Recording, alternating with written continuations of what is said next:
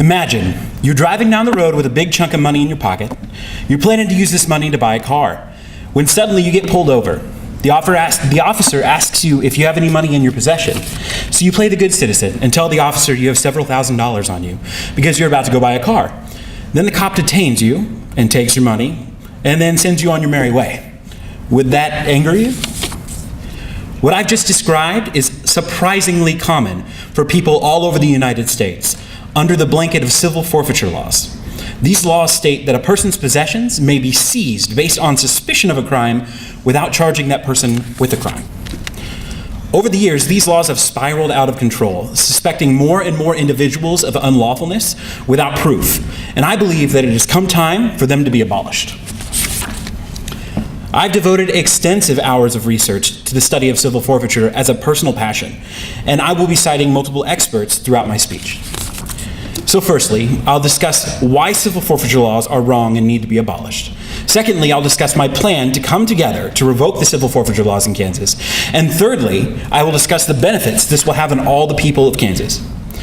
Now that I've told you what I'll be speaking about, I'll start with my first point. Why we need to banish civil forfeiture laws in Kansas. Civil forfeiture laws harm innocent people. Because of the nature of these laws, there's no guarantee that the person whose goods have been seized actually committed any crimes. For instance, in Texas, a man named Javier Gonzalez was carrying $10,000 cash and was pulled over. He was given a waiver from the police stating that if he would sign over his money and not claim it later, he would be free to go.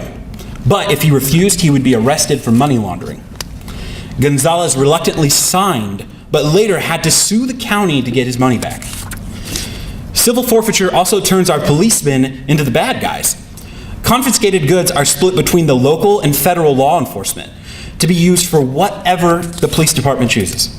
In fact, according to the video testimony that Police Chief Ken Burton of the Columbia, Missouri Police Department gave to the Citizens Police Review Board from the YouTube channel Citizens for Justice on November 19, 2012, he states, and I quote, "It's kind of like pennies from heaven. It gets you the toy that you need." To go even further, according to an October 14, 2014 article from Business Insider titled, "Here are the ridiculous things that cops bought with cash seized from Americans," in 2014, the Amarillo, Texas Police Department used their forfeiture money to purchase a $637 coffee maker. And the Reminderville, Ohio Police Department used $225 of their forfeiture money to rent time from Sparkles the Clown.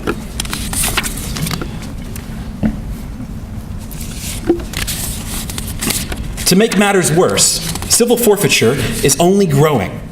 According to a 2013 online book titled Sourcebook by Kathleen McGuire in conjunction with the University of Albany, from 1989 to 2010, the takings of civil forfeiture had grown from $285 million to $1.7 billion. A small time later, 2014 brought about the first year that civil forfeiture seizures outgrew the money taken in actual burglaries, all without ever charging anyone with a crime. In fact, in the cases of civil forfeiture, it's not the person who's charged with a crime, but the person's money or possessions. And because of that, it then becomes a person's responsibility to prove to the court that their goods are innocent, all while having to pay for legal counsel out of pocket. In recent years, multiple horror stories of forfeiture have made their way to the media. One extreme case was that of a married couple driving to Florida from New York who were stopped regarding a cracked windshield, but during the line of questioning had their $32,000 cash taken purely based off of suspicion of drug-related activity.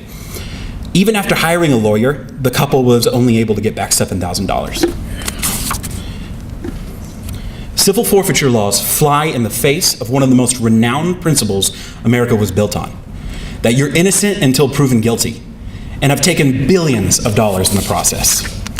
To be honest, I have a lot of trouble talking about forfeiture because it makes me incredibly frustrated.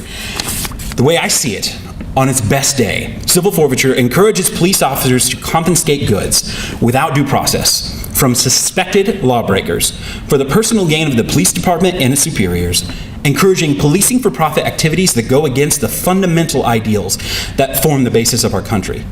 If there's a more unethical legal process, say it now. This brings me to my second point, my plan for us to abolish civil forfeiture. in order for us students to be effective in fighting against these laws in Kansas, we're going to have to come together under one banner. Therefore, I will be starting the Wichita State Students Against Civil Forfeiture movement here at WSU. As part of this movement, I'll be presenting a petition to any student who wishes to be involved, in which they must sign their name and write a small testimonial expressing their opinions on civil forfeiture.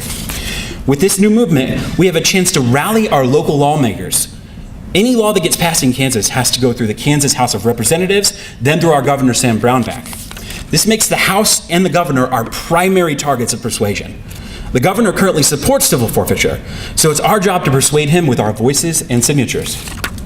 For this task, I've written draft letters and emails of our petition waiting to be sent to a large number of the Kansas House of Representative members.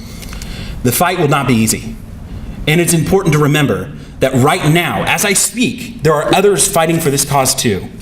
If you visit endforfeiture.com, you'll find a website filled with testimonials of people who've had their goods confiscated in the name of civil forfeiture, as well as support from others who oppose these laws and information on how you can get involved in the nationwide fight. I believe with these methods of persuasion, we may have a chance of swaying the ear of our House and Governor to hear our cause. Which brings me to my third and final point. How will banishing civil forfeiture benefit us? Civil forfeiture laws are harmful to nearly all that they come in contact with. And with the removal of these harmful practices, the people will no longer have to fear that our police may turn against us, taking what belongs to us.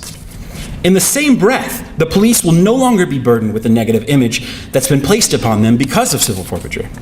But really, the greatest benefit of all is that when the next generation is brought up in our state, we can approach them with pride, with eudaimonia, knowing that we left our home better than we found it.